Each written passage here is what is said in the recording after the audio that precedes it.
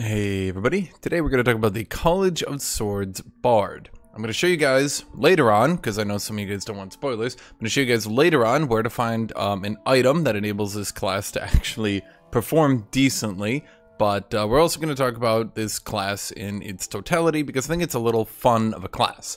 They're ranged, they're melee, they can talk to people, they know some magic, so really they're literally the master of everything class. They do everything. They don't do anything particularly well. They're also kind of squishy, but they are pretty much okay, above average at every single thing in the game.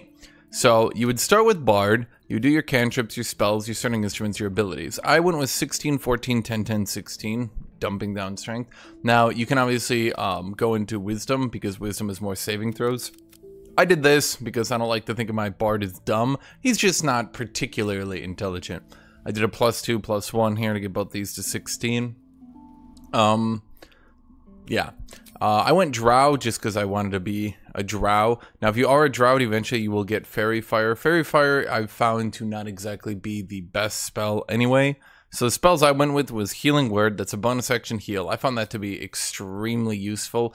Basically in every single situation. I really didn't. Healing Word is actually just extremely useful basically everywhere. Bane is pretty useful, but I often don't use it. Thunder Wave is extremely useful. It's a good knockback. You can do a lot with it, particularly in the early game. You can knock people away from you before you're that tanky. You can try to AoE. You can get rid of packs of enemies. You can knock people into abysses, things like that. From what I understand, Thunder Wave also seems to hit well above its weight. So whereas a strength player might have issues pushing people, Thunder Wave is magical and doesn't really care how big people are or anything like that. I also went with Distant Whispers, although I've never actually used it, because being able to fear, meaning root people, seems like it would be pretty good. For a starting instrument, I went with Hand Drum and Lute, depending on how I was feeling that day. That was my level 1, that's just how I started into it. I'm just going to go through the levels here really quick, just to show you guys. I'm only like level 7, so I don't think I'm spoiling everything. I'll just go up to level 3 to show you guys College of Swords. Well, I could show you 6, but the spell, once again, this doesn't really matter. We're just, you can replace a spell in and out. At level 3, this is when you get College of Swords, so you can choose your subclass here. So what you're gonna do here is you're gonna choose College of Swords. Now you can turn your Bardic Inspirations instead into a special attack. So once again, these spells, I found that the best spell by far was Heat Metal.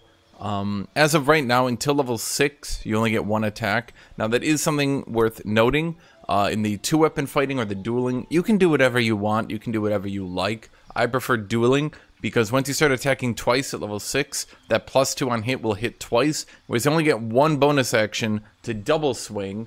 You can double attack with dueling, which both get the +2 hit. That also keeps your bonus action free. I'm just constantly popping up heals to bring people back up off the ground or stuff like that. So basically, College of Swords is pretty good. I really like that one. That one's pretty solid. I have to level up my character, so I'll just go through this real quick. So you can see we do not get much health per level. We don't get much health per level. It can be pretty brutal. Now, if you do get your charisma to 18, some people have done this, you can do 18 dex and just try to hit people, or you can do 18 charisma, and the build is you just repeatedly try to hold person on people, then whack away at them the next turns, because they'll be stunned. I prefer just going up with dex, because I'm going to be honest, hold person is a bit RNG. It could be strong, and it can be useful on those super high tough enemies, but if it fails, it can be a bit bad, and it's pretty easy to break the concentration of it. I'm not too far in the campaign, don't think that I'm not gonna make you guys look through like 12 different levels. So level 5, your Bardic Inspiration dice go to a D8 instead of a D6, which does affect your attacks, and it means instead of recovering your Bardic Inspiration on a short rest at level 5, you now recover your Bardic Inspiration, instead of recovering only your Bardic Inspiration on a long rest, you now recover it on a short rest. I'm gonna explain to you what that means really quick here, so if you're interested. I know I've been going through the levels here. I'm gonna try to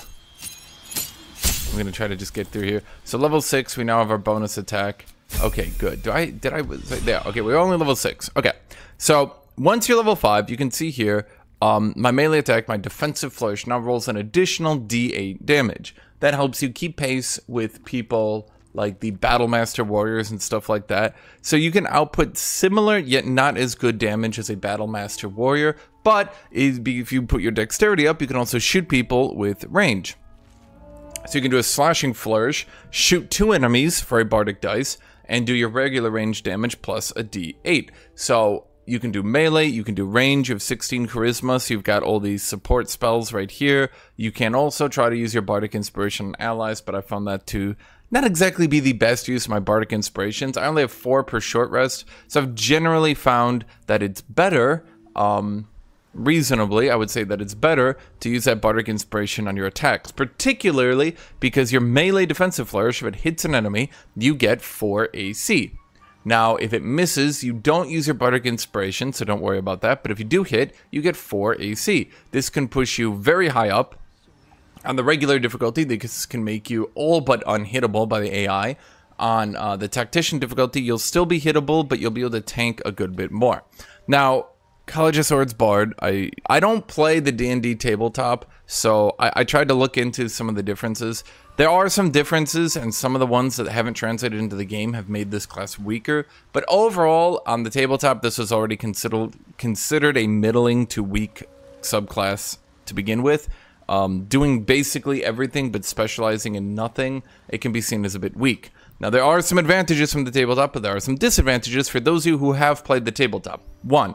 Instead of rolling your AC based on the amount of dice, you get bonus AC 4. Always 4.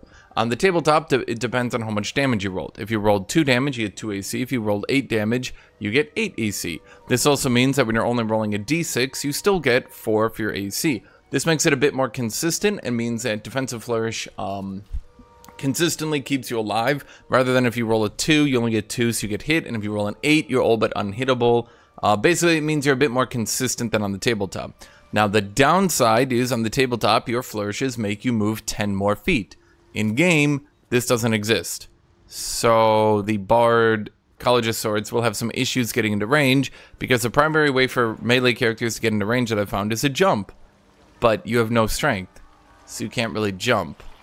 Do you see the problem? All the other melee characters are jumping around, jumping high, jumping low, jumping around.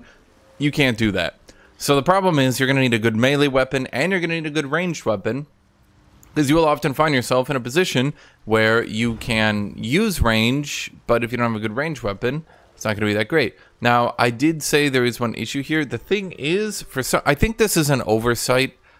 You can use one of your flourishes, one of your bardic inspirations, to attack 2 enemies with a melee hit. This rolls a D6. The ranged version that hits 2 people rolls a D8. This is at level 5 when your bardic dice goes from a D6 to a D8. I think that's a bug, and that'll probably be fixed at some point, because I can't really imagine why they would do that. But okay, it's probably an issue, especially because this slashing flourish melee does piercing damage on the bonus die rather than slashing. So I think they just broke it. I think that'll probably be fixed. Now, something to keep in mind, the knockback, the mobile flourish that knocks your enemies back, then you teleport to them. I'm going to be honest, I've never actually gotten the teleport to work. So that's another issue from the tabletop. But what this does mean is, hypothetically, because this game has lots of chasms like this, lots of things like that, because it ignores how big your opponent is, this gives you the ability to knock opposing creatures down like this, getting good falling damage, ignoring how big they are, and getting in some good hits like that. Now, the problem is you can only use a few weapons. You're a Bard of Swords, you don't have great weapons. So you do get scimitars, but scimitars are a 1d6. They're not really great. So maintaining a scimitar, you will be doing dramatically lower damage than a warrior. The developers seem to know this, and they seem to understand that the Bard is not exactly great. The College of Swords Bard is having some issues. Maybe eventually they'll homebrew some buffs to them. For now, what they did do, and the reason I went here is to show you, if you go up right here on the map, so I'm at the Mykonoid colony, this is what I'm going to show you guys to get in items. If you don't want spoilers, just look away right now. It's easy to miss though, and it's extremely important to make the Bard actually a usable character. It's a significant increase to their damage to find this magic weapon. So if you go up here, Oh boy, it's like really hidden even for me, and I know where it is. Yes, right here. If you go over here, you can find a sword in the stone. This is an ancient drow blade. A strength check takes it out, so you might need a strength character. But it's pretty hidden. You can see that even I might not know where this grove is. So if you're going down, you would just go right down, and you would pass right through it. You might think that this pass right here is just aesthetic, that it doesn't do anything. It does. And there's a sword here, and it's only a long sword, so it's pretty hard to find, and it's easy to miss, even if you run right past it. That sword is the Fowler Alluve. The drow inscription on this blade appears to have been recently carved. It translates to, "Though I have to leave you, I will dance forever in Elistray's light." I don't play the tabletop, don't sue me. Anyway, this is a performance +1 long sword that has finesse on it. So instead of having a D8 scimitar, you get a D6 scimitar, you get a D8 longsword with +1 with Fowler Alluve melody. Now this is a special action you can take if you're wielding this weapon. It is extraordinarily powerful. It is actually extraordinarily powerful. You can choose one of two options. One of them is weaker, one of them is stronger. I'll go over the weaker one. The sword sings a melody. All allies within 6-meter range have a 1d4 bonus to attack rolls and charisma, wisdom, and intelligence saving throws. It's not bad. I'm not saying it's bad. It could certainly come in a good situation. It recovers on short rest and requires a full action to perform. It goes around you, even if you're downed, even if you're forced to drop the weapon is singing, and it will sing for 5 turns. So it can't be stopped, you can't break the concentration. All they could do is potentially disarm you, then knock you away, which I don't think any AI would ever be able to do, not really. The second option is the sword shrieks. All enemies within 6 meters of range have 1d4 penalty to charisma, wisdom, and intelligence saving throws. This allows you to debuff people easier, and affected creatures receive an extra d4 thunder damage. From everything. Forever. If you hit them with an attack, they take a d4 thunder. If you hit them with a spell, they take a d4 thunder. If you hit them with a bomb, they take a d4 thunder. They don't take it from a damage over time effect, though. That is, unfortunately, that's the one thing that they don't take. So, the best use of this that I've seen is you turn this on, go next to an enemy, then have your wizard do magic missiles. Because every single magic missile will proc it. So even if you shoot them with a rank 1 magic missile, that's 1, 2, 3 hits that do a d4, d4, d4 plus 1 for the magic missile damage, then another d4, d4, d4 from the sword. Additionally, now this is more of a wizard thing, so if you don't want to do this, you don't have to do this. I'm not even going to show you where to find it. I'm just showing you if you do get it, if you do get the magic missile amulet, psychic missiles. Shoot an additional dark whenever you cast magic missiles, and it gives you a free magic missile to use. Now this necklace is very, very good for mages just overall, but in particular, shooting 4 magic missiles at a rank 1, and you get an additional free magic missile per long rest, means that your wizard can combo with your sword of, your College of Swords bard to be quite powerful. Now, you might have noticed I was talking about the lack of movement. Now, this will be the last item I recommend, and I'm only recommending this. I'm trying to keep this a bit open-ended. You guys can do what you want. If you want to or not want to do something for fun, that's fun. I should say it's fine, but there's Crusher's Rank. Movement speed +3. I'm going to recommend this because College of Swords Bard can have some movement issues. Now, if you go to the Goblin Camp, this one is a bit weird. It seems intended by the developers you do this, but I can't obviously reset. I mean, I could, but if you go here, there's Crusher. You fight Crusher and you beat him, and it doesn't aggro the Goblin Camp unless you kill him. So after you beat Crusher here, you pick a fight with him. He's a bit racist, so you can feel good about beating him up. Now you can be racist back towards him. It's whatever. He's just a goblin. Now he will run, after you beat him, the camp will make fun of him for losing, and he will run over here. Now, once Crusher is over here, you can kill him. He's level 3, so you can do this pretty easy as a party. Just make sure nobody aggroes the rest of the camp, and you go over here, you kill Crusher, and you can take his ring. That ring gives you 3 movement speed. That's all I'm going to recommend. I'm not going to recommend any other items and ruin your guys' fun.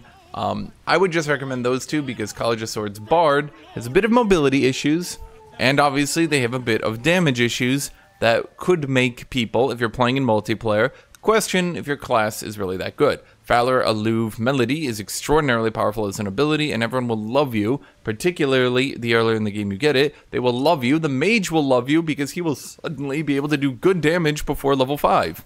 Both of these are pretty easily achievable at level 3, but if you're playing on Tactician, getting through the Minotaurs might be a bit difficult. I'm not going to help you on that. You guys got to figure that one out. So, that's this video. That's College of Swords Bard, the jack of all trades. They give you a free short rest to your party. They get good range. They get good melee. With Valor Alluve, they get pretty good debuffing or buffing if you want to use it for that. They get pretty good utility. They've got everything. They're the jack of all trades, but master of none. But also very squishy. But also they don't do much damage. But also you probably just want to bring something else class. But they do some good stuff.